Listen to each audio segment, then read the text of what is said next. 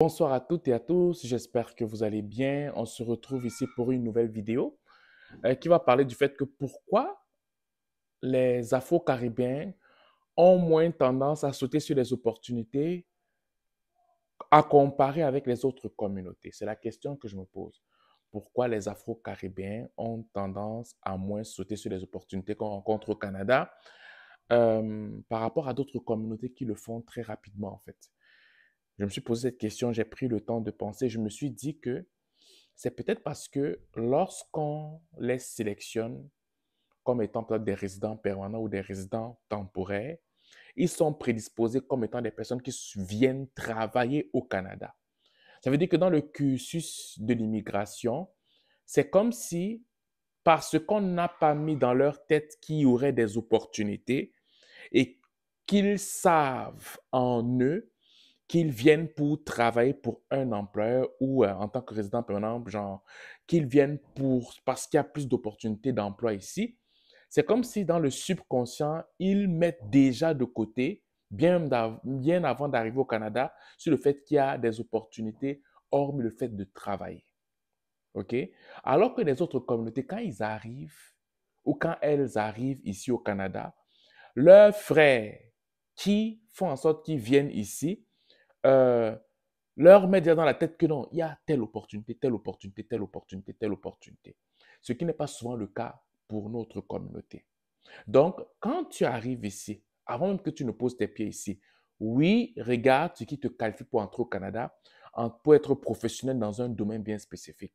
Si tu viens comme comptable, tu vas chercher un emploi en tant que comptable. Si tu viens comme infirmier, tu vas travailler dans le domaine de la santé. Ça, c'est une très bonne chose. Mais regarde au-delà de ce que tu viens faire comme profession. Parce que c'est la technique et la stratégie que plusieurs autres communautés font. Tu vas par exemple te rendre compte qu'un Chinois va venir, OK, il va travailler dans un domaine spécifique tout en regardant comment il peut faire pour ouvrir par exemple un restaurant au centre-ville pour vendre par exemple les nouilles chinoises. Tu vas par exemple voir un Asiatique qui va, non, quelqu'un qui vient de l'Inde qui va par exemple venir ici pour travailler, je ne sais pas moi, comme conducteur d'engins lourds, mais il va voir comment il pourrait faire peut-être pour avoir un magasin multiculturel où vendre des produits de divers pays venant de plusieurs contrées, en fait. OK? Et tu vas arriver chez eux, tu vas acheter, tu vas pas te poser la question comment il a fait. Alors que quand il est venu au Canada, il n'est pas venu comme étant quelqu'un qui était prédestiné à ouvrir un magasin pour vendre des produits de diverses contrées. Tu vois? Donc, c'est une prédisposition bien avant d'arriver sur le territoire canadien. Et moi, c'est pour cette raison que je vous implore souvent de regarder en dehors de la boîte. Regardez, essayez de toujours être prédisposé à regarder en dehors de la boîte. Parce que quand tu regardes de façon carrée, tu vas trouver que la vie est injuste au Canada, mais elle n'est pas injuste. Tout dépend simplement de ta prédisposition bien avant d'arriver au Canada et même quand tu es sur le territoire canadien. Parce que les autres communautés, ce qui fait toujours la différence entre eux et nous, c'est le fait qu'eux sont prédisposés déjà d'avance, bien avant d'arriver ici. Et même quand ils sont ici, tous, la majeure partie de leurs frères sont déjà dans les business, sont déjà dans des opportunités, ils sont à l'affût des opportunités. Et lorsqu'ils ou qu'elles ont l'information, ils n'ont pas de difficulté à transmettre ça à leurs frères.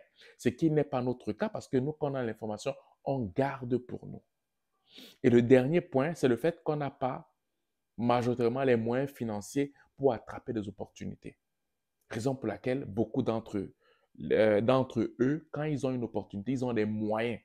Je te prends un exemple. S'il y a peut-être une opportunité de transporter les pommes ou transporter les ananas ou transporter les porcs d'une province à une autre province, ça va être très difficile de rencontrer dans la communauté afro-caribéenne des gens qui vont s'unir pour mettre peut-être 300, 400 000 dollars pour acheter un camion. Mais par contre, tu vas voir que dans la communauté asiatique ou indienne, ça ne va pas être si compliqué que ça.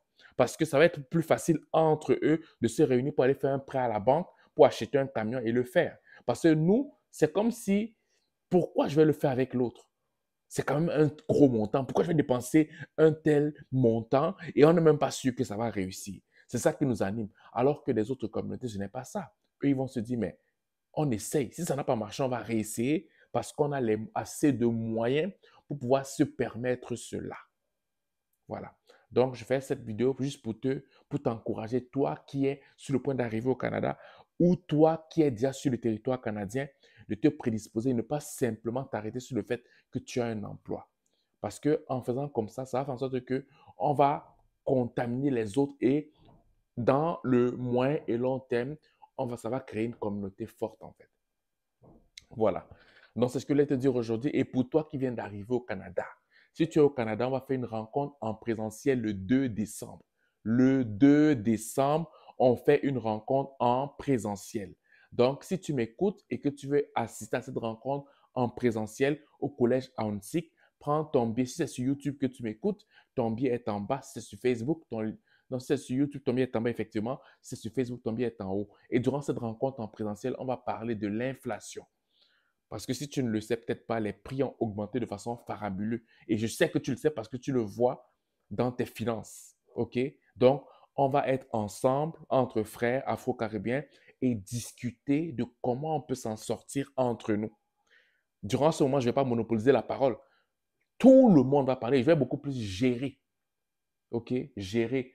Donner la parole aux uns, aux autres, cadrer le débat afin qu'on sorte tous de là mûris et trouver des solutions pour nous et pour notre famille, en fait. Voilà. Donc, c'est ce que je voulais te dire aujourd'hui. Si tu passes une excellente journée ou une excellente soirée, dépendamment d'où tu m'écoutes. Ciao!